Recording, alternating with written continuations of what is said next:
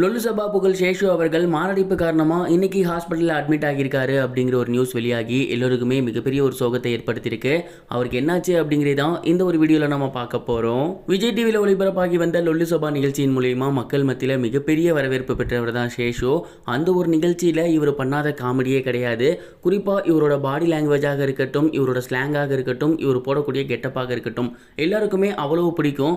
Especially இவர் போடக்கூடிய பாட்டி கதாபாத்திரம் அவ்வளோ பேருக்கு பிடிக்கும் அப்படின்னு எல்லா இடங்கள்லையுமே சொல்லியிருக்காங்க.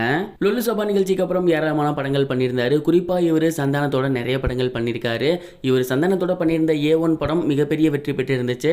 அந்த படத்துல இவரோட காமெடி எல்லாருக்குமே ரொம்பவே பிடிச்சிச்சு அப்படின்னு தான் சொல்லணும். அதை தொடர்ந்து சமீபத்தில் வெளிவந்திருந்த வடக்குப்பட்டி ராமசாமி படத்துலையும் இவரோட காமெடி ரொம்பவே நல்லா இருந்துச்சு. இப்படி நல்லபடியா போய்கிட்டு இருந்த இவரோட லைஃப்ல இன்னைக்கு காலையில நெஞ்சு வலி வந்திருக்கு. அண்ட் அதனால அவர் ஹாஸ்பிட்டல் அட்மிட் ஆகியிருக்காரு.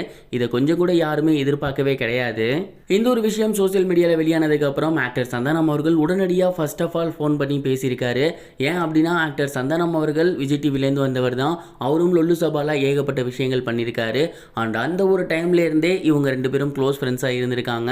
அண்ட் அதனால தான் இப்போ சந்தானம் அவர்கள் அவரோட படங்களில் அதிகமாக அந்த லொல்லு சபா டீமை வச்சு பண்ணிக்கிட்டு இருக்காரு. அந்த ஒரு காரணத்தினால அவருக்கு உடல்நலம் சரியில்லை அப்படிங்கிறது தெரிஞ்ச உடனேயே கால் பண்ணி பேசியிருந்திருக்காரு. அண்ட் அவருக்கு என்ன ஆச்சு, என்ன நடந்துச்சு அப்படிங்கிறது எல்லாத்தையுமே தெரிஞ்சுக்கிட்டாரு. மேலும் இப்போ அவர் எப்படி இருக்காரு அப்படிங்கிறத பார்த்ததுக்கப்புறம் அவருக்கு ஹாஸ்பிட்டலுக்கு தேவையான நிதி உதவியெல்லாம் பண்ணியிருக்காரு அப்படிங்கிறது தெரிய வந்திருக்கு. மேலும் டாக்டர்ஸ்டையுமே பர்சனலாக பேசியிருந்திருக்காரு அப்படிங்கிறதும் தெரிய வந்திருக்கு.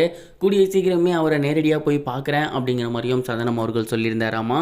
இந்த ஒரு விஷயம் சமீபத்தில் சோசியல் மீடியாவில் வெளியாகி இருந்துச்சு. அண்ட் இதை பார்த்ததுக்கப்புறம் ரசிகர்கள் எல்லாருமே எப்படியாவது சேஷு அவர்கள் நல்லபடியாக மீண்டு வரணும் அப்படிங்கிற மாதிரி சொல்லி வந்துகிட்டு இருக்காங்க. இது ஒரு புறம் இருக்க, சமீபத்தில் ஆக்டர் சிவகார்த்திகேயன் ஒரு இன்டர்வியூவில் நான் எப்படி உடம்பு குறைச்சேன் அப்படிங்கிறத ஷேர் பண்ணியிருந்தாரு. சிவகார்த்திகேயன் அவர்கள் அமரன் படத்தில் நடிச்சிருந்தாரு. அந்த ஒரு படம் மிலிட்ரி சம்பந்தப்பட்டது. அண்ட் அதற்காக அவரோட உடல் எடையை பயங்கரமா ஏற்றிருந்தாரு. அப்படியே ஒரு டிரான்ஸ்ஃபர்மேஷன் பண்ணியிருந்தாரு. அதை யாராலையுமே நம்ப முடியாத அளவுக்கு தான் இருந்துச்சு. மேலும் இன்னொரு ஷாக்கிங்கான நியூஸ் என்ன அப்படின்னா, அந்த ஒரு படத்திலே பிளாஷ்பேக் போர்ஷனுக்காக இவர் அவரோட உடல் எடையை குறைச்சிருந்தாரு. அந்த போட்டோஸை கூட சோசியல் மீடியாவில் விட்டுருந்தாரு.